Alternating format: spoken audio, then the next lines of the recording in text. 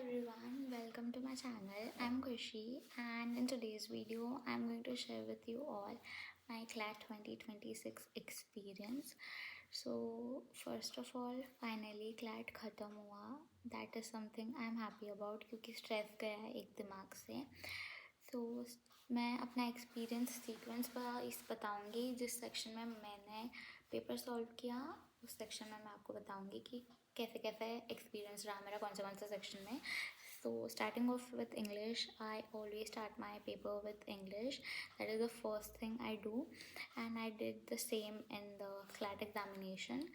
So English का section was pretty easy and doable. ज़्यादा hard नहीं गया. एक दो क्वेश्चंस थोड़े से ट्रिकी थे, थोड़े से, ज़्यादा नहीं, एंड वो भी डुएबल ही थे थोड़ा सोचने के बाद, दिमाग लगाने के बाद उस पर. तो इंग्लिश का सेक्शन तो मेरा काफ़ी अच्छा गया, काफ़ी स्मूथ गया. And then second section GK current affairs. So वो भी जो लोगों ने बहुत अच्छे से पढ़ाई करी होंगी उनके लिए तो बहुत मक्खन जैसा गया होगा. मैंने एक्चुअली एक दो टॉपिक्स की उसमें से रिविज़न अच्छे से नहीं करी थी and that was fact based. तो मेरे उसमें 3-4 मिस्टेक्स तो हुए ही होंगे प्रोबेबली. मैंने चेक किया तो हाँ, 3-4 मिस्टेक हुए या फिर उससे ज़्यादा भी हो सकता है. So okay, by the way मैंने कहीं से भी चेक नहीं करा है मेरा पेपर क्योंकि मुझे वो स्ट्रेस नहीं लेना था. पेपर के बाद मैंने पेपर होने के बाद एग्ज़ाम हॉल से सीधा मैं डायरेक्ट मेरे मम्मी के पास गई एंड मैंने कुछ भी डिस्कशन नहीं किया. ज़्यादा थोड़ा सा किया होगा, ज़्यादा नहीं किया बिकॉज और स्ट्रेस आ जाता. Okay, getting back to the topic. ठीक है, करंट अफेयर्स का सेक्शन भी डुएबल एंड ईजी था, इतना कुछ हार्ड नहीं था उसमें. बट उसके बाद आता है सेक्शन लीगल का.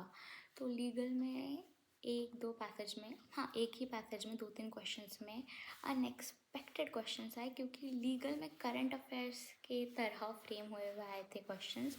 मतलब पैसेज से डायरेक्ट आंसर नहीं था, उसका रेफरेंस लेके भी नहीं था. आपको थोड़ी सी आपकी एक्स्ट्रा इन्फॉर्मेशन जो आपने पढ़ा होगा उस टॉपिक के रिलेटेड वो यूज़ करनी थी.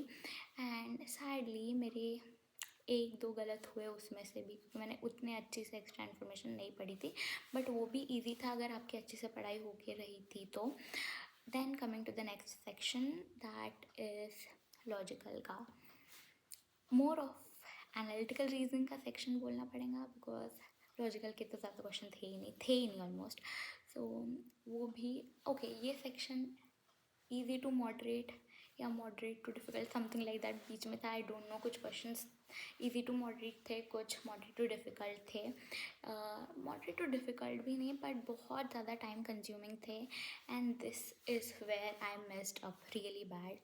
मैंने बहुत ज़्यादा टाइम लॉजिकल रीजनिंग के सेक्शन में डाल दिया and after doing that also मेरी एक्यूरेसी इतनी अच्छी नहीं थी. आई फील मुझे ऐसा लगा कि मैंने इतना टाइम डालने के बाद भी 2-3 क्वेश्चन गलत किए ही होंगे उसमें से भी एक पैसेज में से. एंड उसके वजह से मेरा quantitative techniques which is the next section, उसमें का एक पैसेज छूटा एंड एक पैसेज का एक क्वेश्चन भी छूटा. So overall it was good bad experience, I don't no. मेरे 3 सेक्शंस अच्छे गए, 2 सेक्शंस बहुत ख़राब गए. So I really can't say. The only thing I am waiting for right now is the official answer key from the consortium and let's see what happens. I'm hoping for the best but I'm ready for the worst as well, so let's see what happens.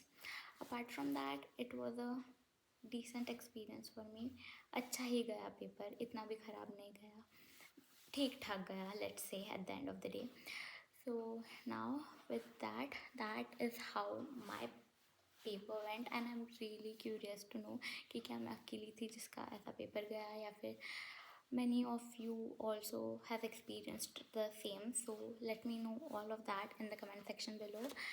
And अगर result अच्छा आया so maybe I will make a video on that too, and नहीं आया so maybe I won't.